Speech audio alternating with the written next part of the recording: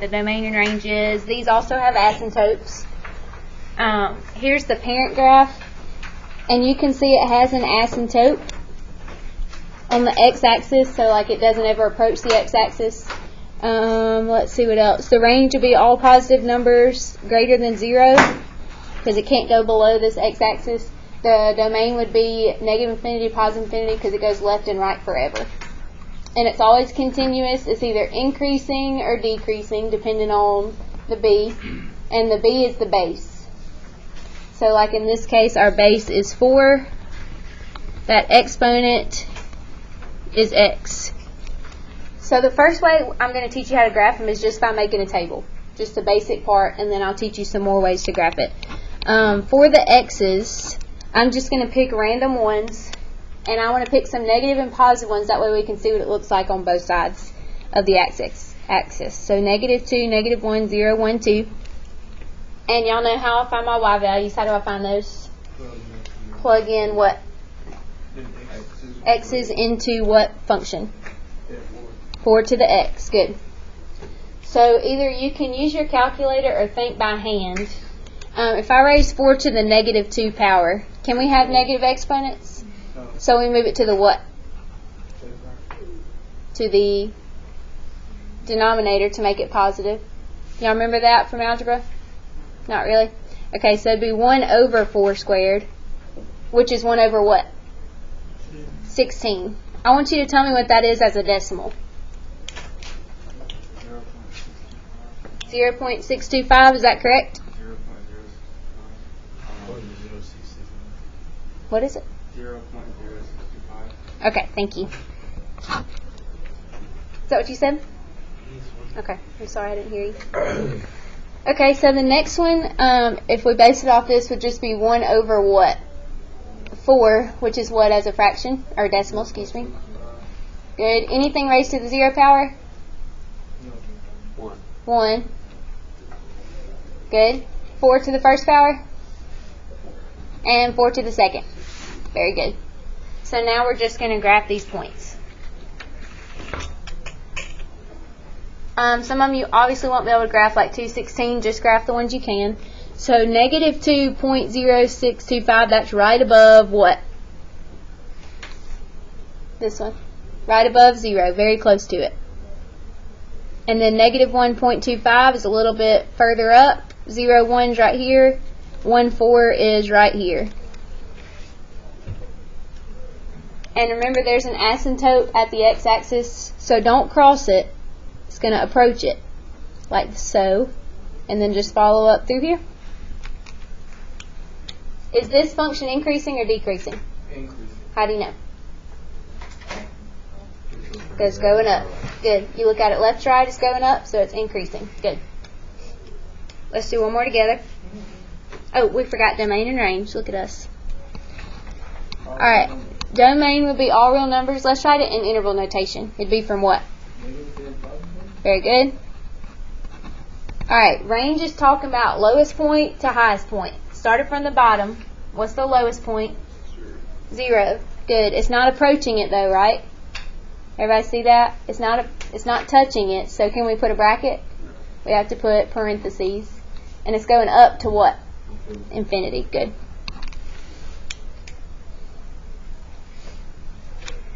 Questions about that? Alright, moving on. We'll use the same x values so we can get an idea of what's going on both sides. Can anybody tell me as a fraction what 3 to the negative 2 power is? 1 over 9. Good. What about to the negative first power? 1 over 3. This one? And good. Let's put these as decimals. That way it'll be easier to graph. What is 1 over 9 as a decimal? Good. 0.11111. This one? That's 0.4. Yep. Go ahead and graph your points.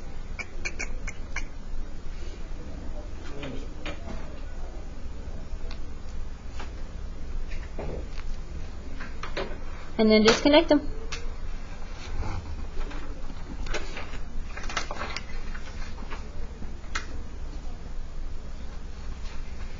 Alright, just a few questions about this graph. Is it increasing or decreasing? Increasing.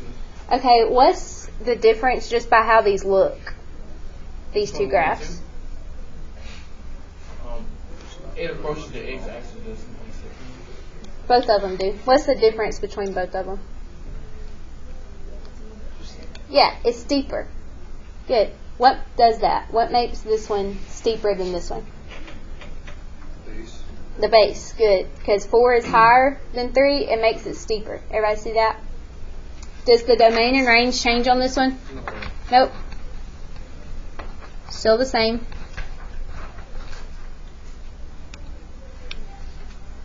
Questions about those two? Alright. Good. Flip it over.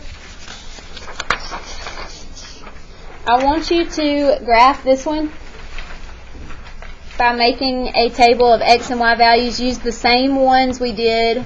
Oops. -1, 0, 1, 2. Same ones. You'll have different y values because of that x plus 2 up there. Go ahead and find out what the y values are. Let me know if you need help.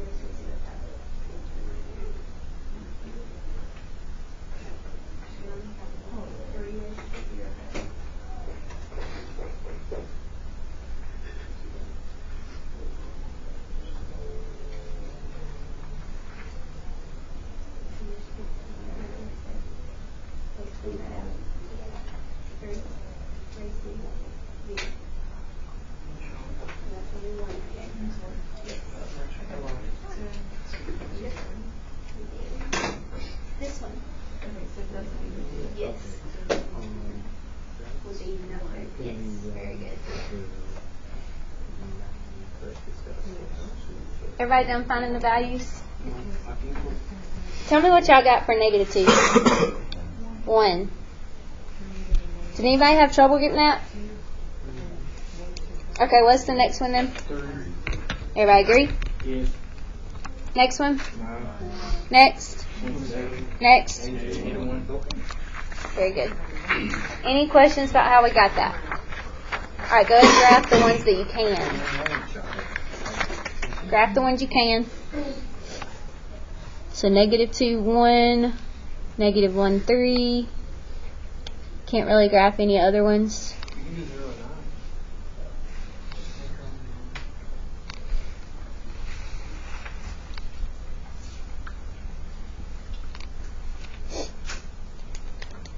9. Alright. Then it says compare this graph with the graph from number 2, okay? I want you to look at what the difference is just by this, and what was the graph from number 2? Y equals what? 3x. What's the difference just physically? Yeah, this one, what's different about the equations? There's 3x. On this one we added 2 to the what? Exponent. Make sure you write that down. That's the difference. Between that one, we added 2 to the exponent on this one. Can anybody tell me, without me giving it away, what happened to the graph or the x values or the y values? It's to the what? To the left, how many? 2. Does everybody see that? I'm going to write this up here. This was our one from this one. It was 1/9, 1/3. It was 1, 3, and 9. So basically what it's doing is moving each dot, like we had 0, 1 to the left 2. Does everybody see that? And y'all remember translations, right? When it was with the x, it was a joker. So instead of moving it right 2, you're moving it to the left 2. Does everybody see that? Yes? Okay, so how will that affect your graph? Just like Victor said, 2 to the what? Left or right? Left. Left. Very good.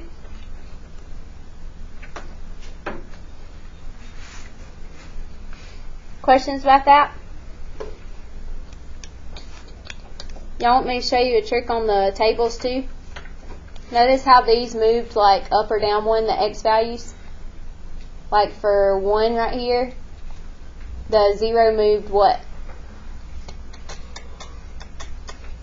Well, I'm trying to think.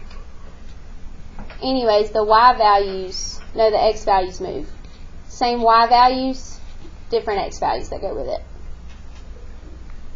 Alright, so what do you think will happen on this one without graphing it? What do you think the 3 will do? Make the base lower. Okay, so lower and higher is moving on the which axis? X or y? Y. Y. Good. So it's going to move at what 3? Down 3. Good. Why didn't this one move to the left or right like the first one did? It's not with the exponent. Everybody see that? Okay, let's graph it then. Alright, what's different about this is instead of 4x, you're subtracting 3. Go ahead and make your x and y table. And I want you to do this one on your own. Use -2, -1, 0, 1, 2. Find your values and graph it.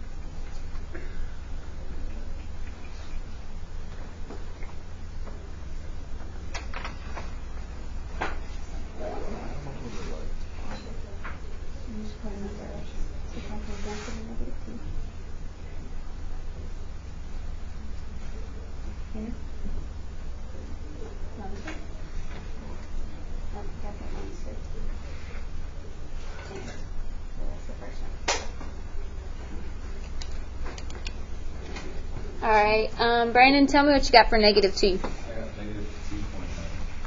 Alright, Logan, what'd you get for -1? -1. Yes. -2.95. Alright, Darren, what'd you get for 0? -2. Colby, what'd you get for 1? And then, Amber, what'd you get for 2? 13? Anything we need to change here? Any values that aren't correct? Okay, this is how your graph should look. -2, -2.9 would be close to 3. Then right here. And I can't draw that one. So as you can see from the graph from number 1, it just moved all the points down, what? 3. So a trick to this is all you have to do is remember that 4 squared is 16, right? Now just subtract 3 from the y value. That's all it does is subtract 3 from all the y values from the original. Okay? Last thing we're going to find is just the domain. Never mind. We'll start here tomorrow. Alright. Remember that if you did not finish, please